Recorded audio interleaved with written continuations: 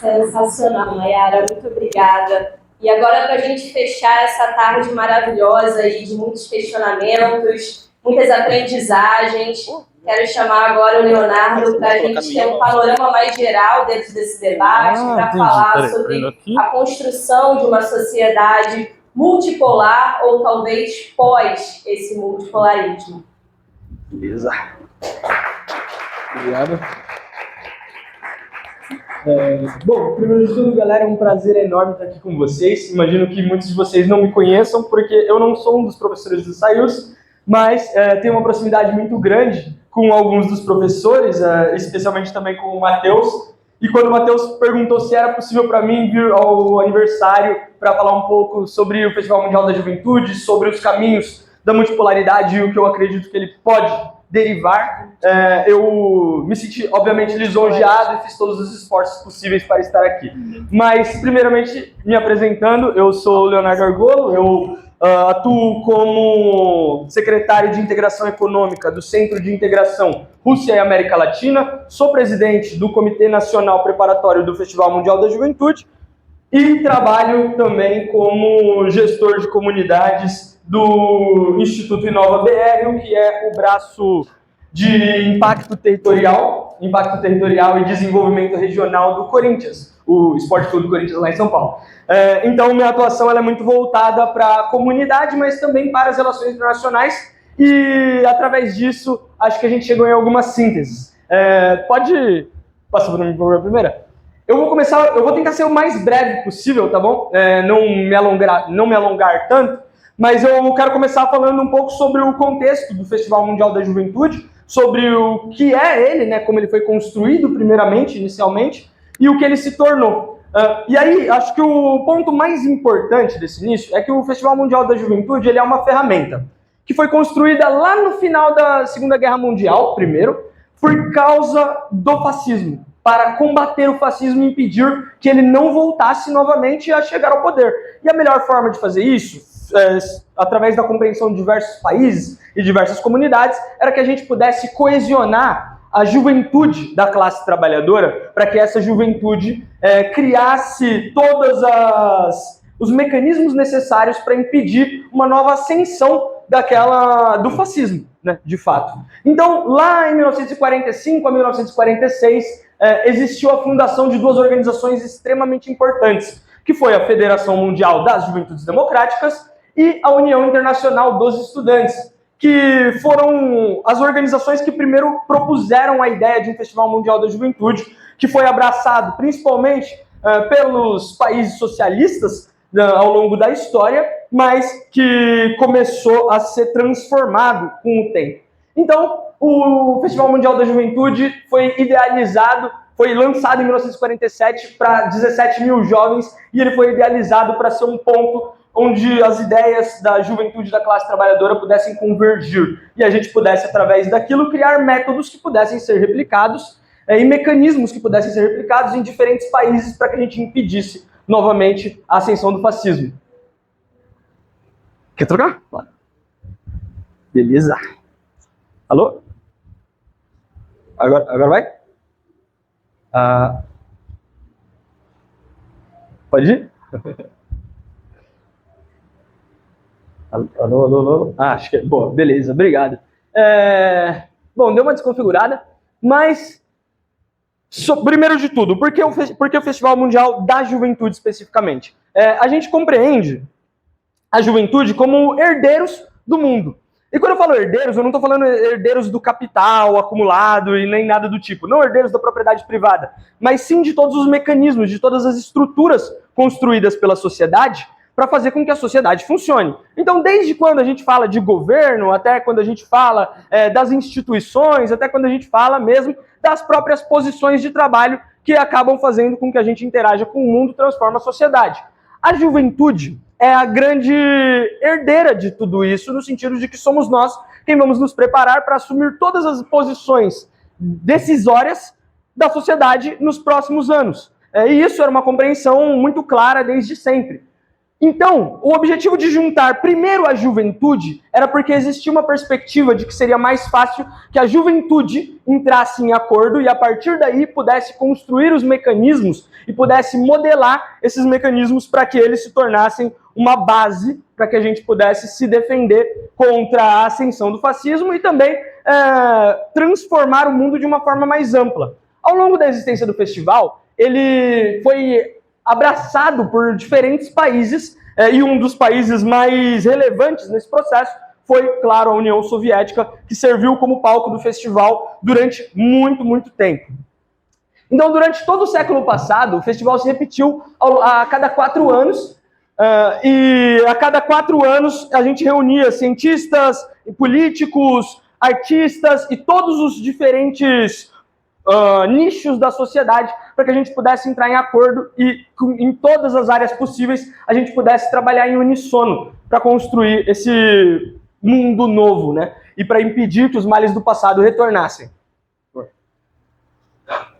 Aí, vocês lembram que eu falei que o festival ele é uma ferramenta, certo? A gente teve o festival funcionando nessa lógica de organizar principalmente o campo socialista e as forças democráticas durante muito tempo. Até 2017, o festival era organizado pela Federação Mundial das Juventudes Democráticas, que não deixou de existir, mas que, por ser uma organização de juventude que não era necessariamente baseada em nenhum país ou sustentada por nenhum governo, quando a gente teve o último festival em 2017, que foi na Federação Russa, que mesmo depois de ser União Soviética não deixou de abraçar o festival, a gente não tinha ainda a ciência, mas a gente teria muita dificuldade de construir o festival da forma como ele era feito novamente. Isso era por causa de 2 coisas, mas as 2 coisas estavam diretamente ligadas à conjuntura do mundo.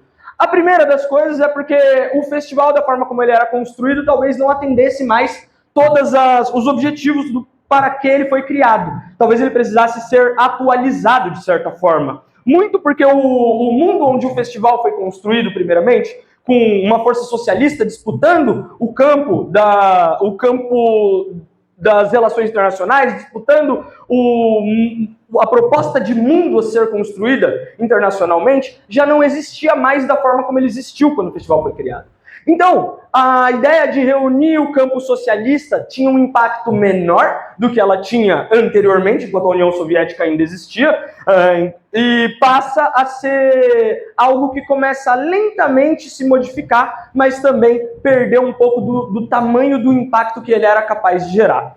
Só que a Federação Russa, nesse meio período também, começou a passar por uma série de processos onde os outros países se viraram cada vez mais para isolar a Federação Russa devido a uma série de coisas que estavam acontecendo. Entre elas, a própria operação especial que acontece na Ucrânia, né, a guerra da Ucrânia. Então, com a própria conjuntura, com o próprio andamento da conjuntura e com o crescimento da Federação Russa e dos outros polos, dos outros países que se tornavam potências capazes de disputar novamente o mundo com os Estados Unidos, com a potência hegemônica, com o hegemon, mas numa configuração diferente, não necessariamente na defesa do socialismo, mas numa disputa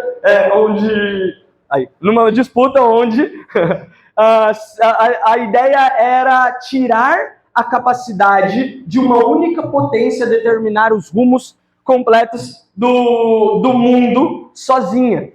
Então, várias potências começam a surgir, não necessariamente socialistas, para disputar espaço com os Estados Unidos. Uma dessas potências sendo a Federação Russa, essas potências passando a ser isoladas. Beleza. Eu posso fazer sem o microfone? Vai incomodar? Vocês estão me ouvindo? Beleza, só para não ficar estourando. Beleza, vou tentar falar um pouquinho mais devagar também. Então, não só a Federação Russa, mas uma série de novas potências passam a ameaçar a conjuntura que foi construída após os Estados Unidos vencer a Guerra Fria e a União Soviética não existir mais. Novas potências passam a tentar disputar os rumos do planeta, não necessariamente através do socialismo, mas disputar aquilo que os Estados Unidos podia coordenar sozinho. Então, na década passada, a gente começou a ver um processo de tentativa de isolar ou de impactar diretamente várias dessas potências. Uma dessas potências, a Federação Russa.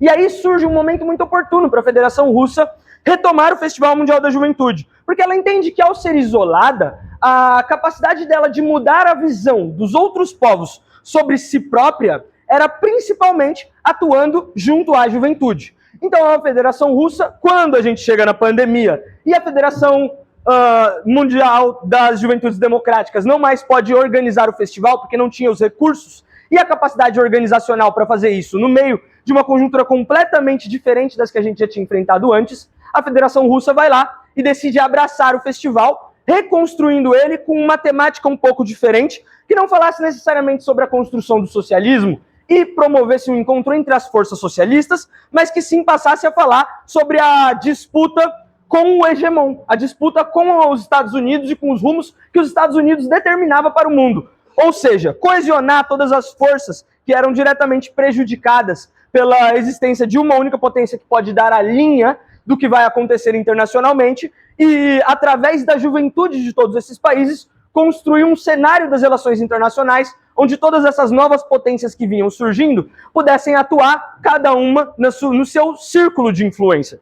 Então, vejam bem, a Federação Russa traz o festival novamente com uma proposta completamente diferente do que era o festival inicialmente e do que era o festival da Federação Mundial das Juventudes Democráticas. Ela faz um festival mundial que é voltado para debater a multipolaridade, voltado para debater as questões de como enfraquecer o domínio de uma única potência e das potências aliadas aos Estados Unidos do resto do mundo, não só aqui no Ocidente, onde eles são mais fortes, mas também em todas as outras zonas de influência que eles tiveram. E isso era porque a Rússia já compreendia que esse processo aconteceria de uma forma ou de outra. E ele aconteceria de uma forma um processo mais longo e mais duro, ou de uma forma um pouco mais curta. E uma das formas de tornar esse processo mais curto, de coesionar essas forças, fazer com que a construção do mundo multipolar fosse mais rápida, era através da reconstrução do Festival Mundial da Juventude, que torna-se uma ferramenta muito útil de soft power para a Federação Russa. Mas, para nós aqui, principalmente, para o campo socialista, eu acredito que todos nós estejamos próximos ou dentro desse campo, para nós, o festival ele também cumpre um papel um pouco diferente. Por quê? A gente entende que o mundo multipolar... pode mudar, por favor? A gente entende que o mundo multipolar ele gera uma nova etapa no mundo, onde ele facilita e favorece as lutas pela libertação nacional que costumam acontecer naturalmente nos elos mais fracos da cadeia de controle do imperialismo. Quando eu falo isso, eu vou dar um exemplo que talvez todos vocês se relacionem. A Revolução Cubana. A Revolução Cubana se inicia num processo de libertação nacional, de libertar Cuba. E com o processo de libertar Cuba, um país que era somente explorado e ficava com muito pouco dos frutos daquilo que o imperialismo colhia ao explorar Cuba, entende-se, as forças revolucionárias de Cuba entendem que era necessário construir um processo de reconstrução da própria soberania cubana, de liberdade do povo cubano, de liberdade da pátria cubana. E esse processo culmina não de uma forma orgânica, mas através da organização dos líderes da Revolução Cubana para a transição para um país socialista. Então nós, do campo socialista, compreendemos que o momento em que o mundo está hoje, onde existe uma disputa entre várias potências tentando minar as forças da potência hegemônica, começa a criar uma série de condições que facilitam para os países como nós, na periferia do capitalismo, possamos lutar pela nossa própria liberdade nacional e, através dessa luta pela nossa liberdade nacional, nós podemos criar as condições para propor novas formas e novos modelos de organizar a nossa sociedade. Então, a crise da ordem unipolar, né, a ascensão desses novos polos, a disputa pelos mercados, pela evolução das forças produtivas, né, da tecnologia, uma pressão contra a hegemonia dos Estados Unidos e contra o poder do dólar, por exemplo, cria no resto do mundo condições para que a gente tenha maior facilidade de levar a cabo esses processos de libertação nacional. E agora eu vou fugir um pouco lá de Cuba e vou trazer para um processo mais Vou trazer para um processo mais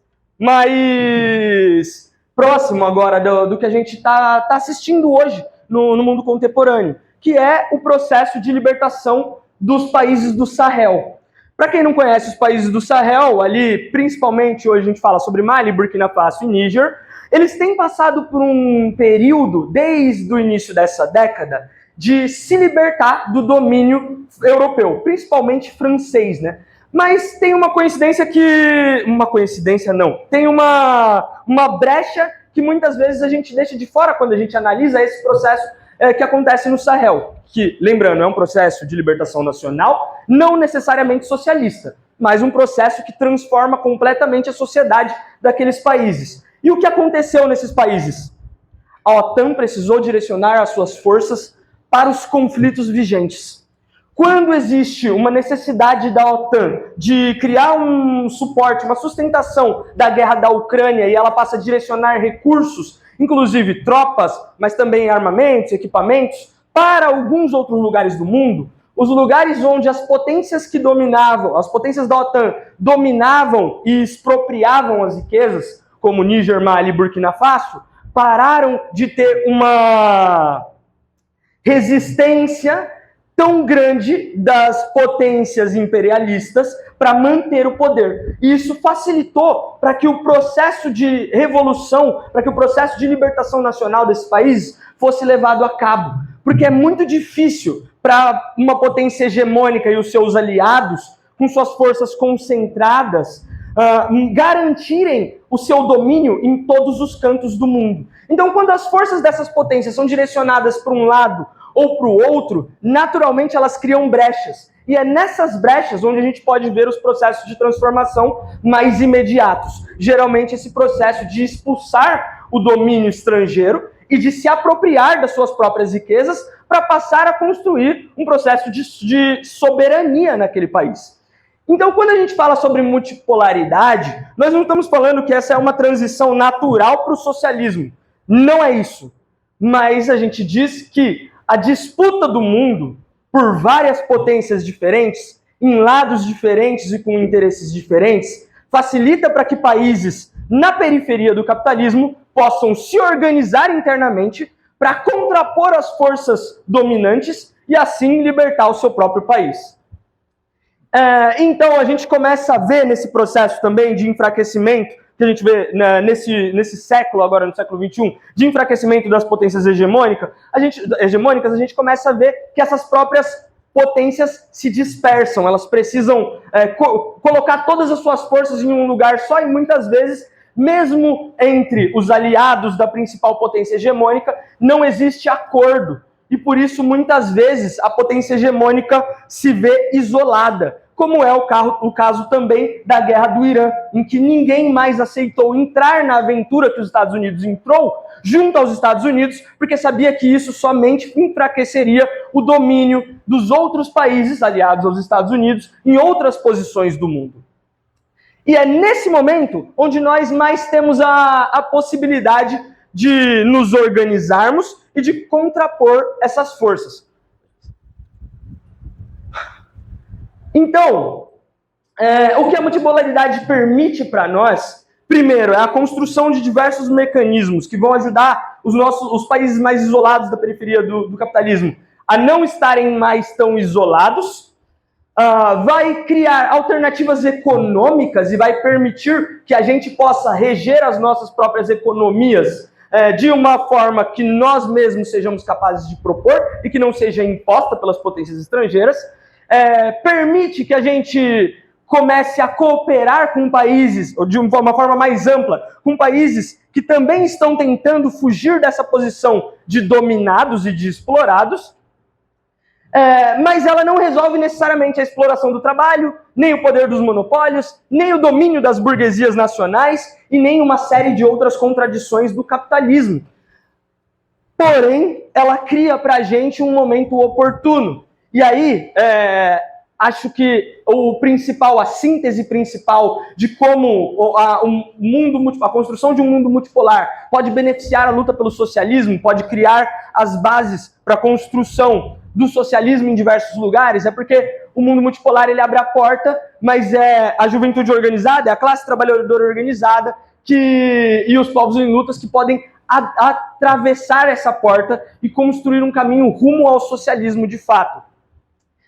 E aí o nosso principal papel como juventude, aí voltando um pouco também para o Festival Mundial da Juventude, e para esse espaço que, apesar de não ser mais voltado para o debate do socialismo, para a construção das forças da esquerda no mundo, permite que a gente coesione forças com várias outras potências que se veem na posição de exploradas, com vários outros povos que se veem nas posições de explorados, e que através desse processo nós possamos exercer pressão em múltiplos pontos ao mesmo tempo, incapacitando o hegemon de se defender das lutas por libertação nacional que passam a acontecer em todo o mundo. E aí eu citei o Níger, o Mali, Burkina Faso, mas a gente também está vendo um processo muito parecido na própria Bolívia. Há pouco tempo atrás, a gente viu a Bolívia perder uma eleição dura, né, e a gente viu um golpe de Estado na Bolívia ainda nessa década. Essas duas coisas aconteceram muito recentemente. E isso não impediu que hoje os trabalhadores organizados tivessem tomado o controle de diversas cidades na Bolívia e que começassem a se contrapor tão duramente ao governo que o governo entrou em estado de exceção. Então eu citei Níger, Mali, Burkina Faso, citei a Bolívia, mas isso acontece em vários lugares diferentes. Acontece em outros países aqui da América Latina, acontece também na Ásia e vai continuar acontecendo. Quanto mais as potências, a potência hegemônica e seus aliados tremerem, menos capazes de ditar as regras para os países explorados eles serão. E mais nós teremos o potencial e a possibilidade de se aproveitar desse processo de enfraquecimento para nos libertar e construir alternativas.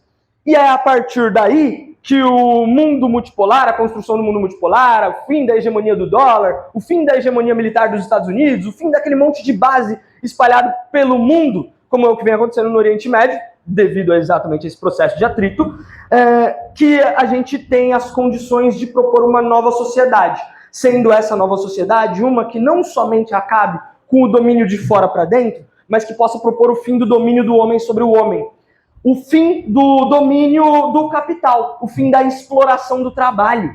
Então, é nesse momento, nessa brecha, que a gente consegue falar de soberania, não só de vamos manter as nossas riquezas aqui para serem exploradas pelos nossos ricos, mas sim de vamos falar de soberania, mas construindo uma alternativa para todo o sistema construído até aqui, que nos mantém nas nossas condições de explorados e mantém a nossa própria burguesia na condição de exploradores perpetuados.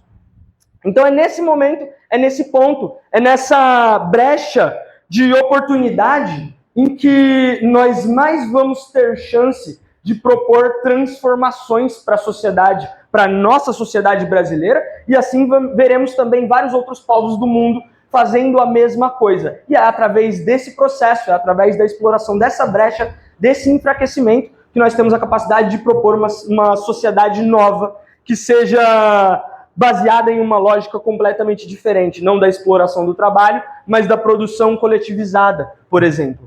Então, acho que de uma forma um pouco mais rápida do que eu gostaria de falar, mas também para não tomar muito tempo aqui, também para a gente poder dar andamento com as atividades, a construção desse mundo multipolar, ou a tentativa de construir esse mundo multipolar, ela não é feita necessariamente por potências que estão alinhadas nos seus interesses.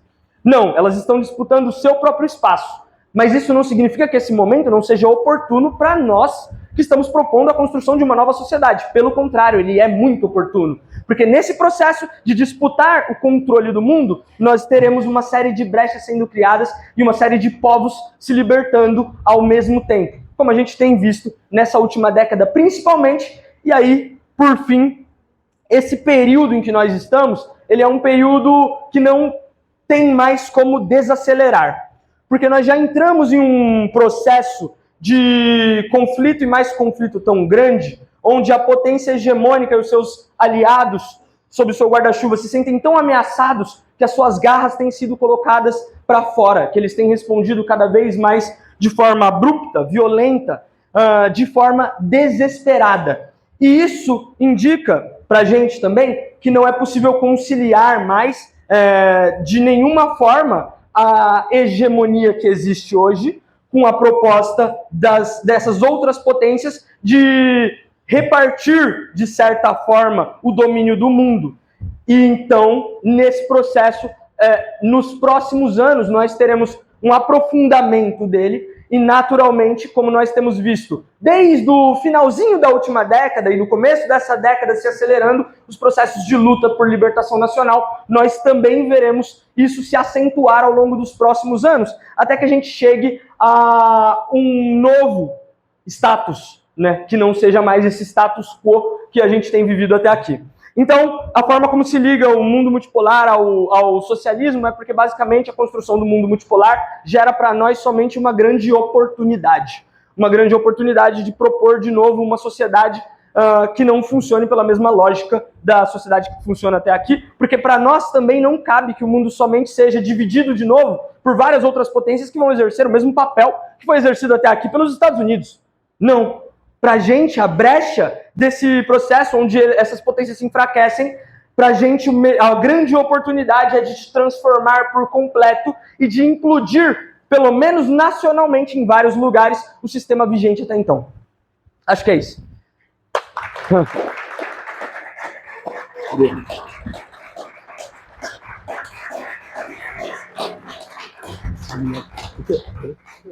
Ah, nossa, verdade. Parabéns, viu? Obrigado.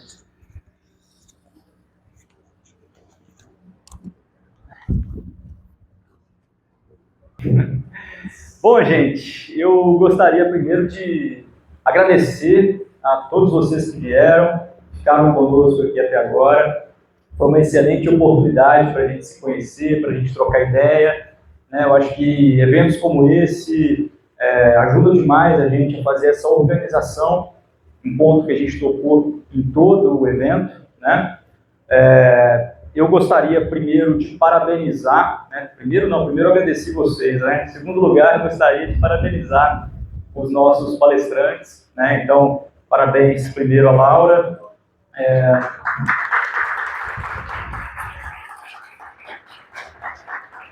Parabéns a Mayara. Parabéns ao Sarkis. Parabéns ao Adriano. Parabéns ao Leonardo. É isso aí. Também, é isso aí. Parabéns também a todo mundo que ajudou na organização desse evento. Cíntia, Tavia, Vitória, o Carlos lá em cima, ó. Vocês estão sensacionais.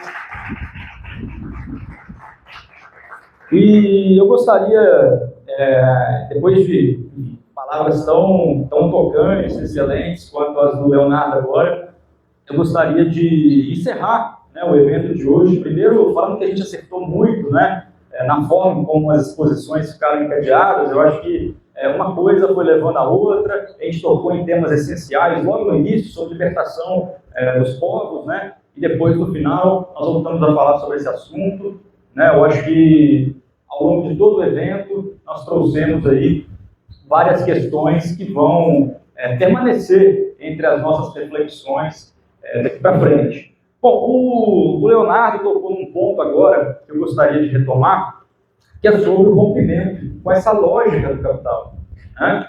Eu acho que tudo que a gente falou hoje, tudo que a gente está construindo nesses 5 anos do Instituto Soyuz, tem a ver com o rompimento com essa lógica. Mas que lógica é essa, né? O capital, gente, vocês veem capital? Alguém vê capital? Alguém come capital? Ninguém vê capital, ninguém come capital, ninguém escuta o capital. O capital é um sujeito automático. O capital, ele permanece como uma lógica que ninguém vê, né? Mas que todo mundo age de acordo com essa lógica invisível, né? Então, inclusive as condições que a gente estava falando sobre política antes, né? As condições do que é possível para o próprio capital, né? Então, o capital é uma lógica autônoma que subjuga os indivíduos, que retira as nossas identidades, que faz com que a gente se identifique menos com nós mesmos e mais com o nosso trabalho. Se alguém perguntar para vocês quem você é, você vai dizer, eu sou professor. Ah, eu sou dentista. Ah, eu sou médico. Né? Mas quem é você fora da profissão? Quem é você fora do trabalho que você exerce? Bom, eu diria, né, que por essas e outras, né, que nossas atitudes no mundo são determinadas por essa lógica que nos permeia mesmo que a gente não a enxergue, que é essa lógica do capital, do valor que se valoriza, do valor que se valoriza ad eterno, do valor que, para se valorizar cada vez mais, precisa retirar a nossa humanidade. Tá? E é por isso que gerir o capital é impossível. Essa lógica independe da nossa vontade individual. Ela é o resultado de múltiplas vontades individuais. Mas, no todo, nós respondemos a como essa lógica funciona. Gerir o capital é impossível. É preciso destruir. Por isso, nós estamos aqui fazendo esse trabalho ao longo de 5 anos e que venham mais 5 anos. E que venham depois mais 10 anos. E que depois venham muito mais décadas pela frente para que a gente consiga construir isso. Tá certo?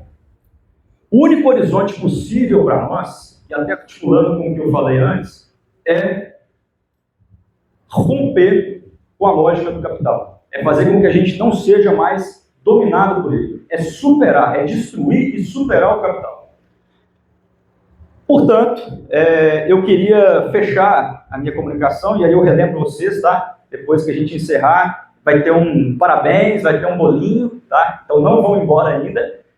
Mas eu queria então terminar dizendo, né, que uma notícia que eu recentemente vi, uma matéria da Folha de São Paulo, que me chamou muita atenção, né? Porque vocês estão vendo esse negócio todo do Vorcaro, do Banco Master, né? Que inclusive evidencia muito bem como o capitalismo funciona em todas as suas instâncias, né? A gente não pode retirar, né, do capitalismo essa condição de corrupção que lhe é inerente, tá? Em todas as instâncias.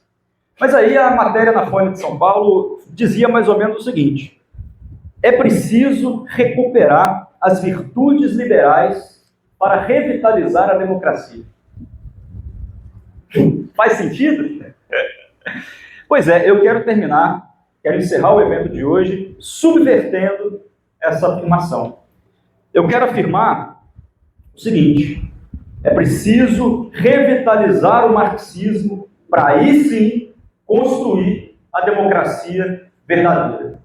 Vida longa ao Instituto Soyuz, internacionalismo proletário por uma educação popular, Centro de Estudos Interdisciplinares Soyuz, cruzando o limiar dos séculos, e vamos caminhar juntos por muitos anos. Nós, professores, coordenadores, junto com vocês, educandos, vamos aprender juntos e vamos construir juntos o socialismo. Muito obrigado.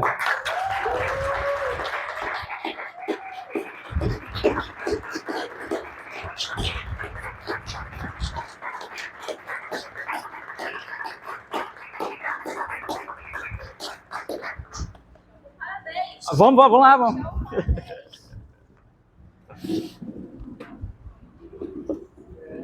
Alguém tem isqueiro?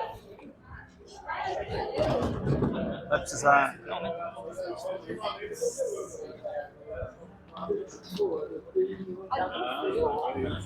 Pô, que bom que deu certo pra gente. Ah, perfeito.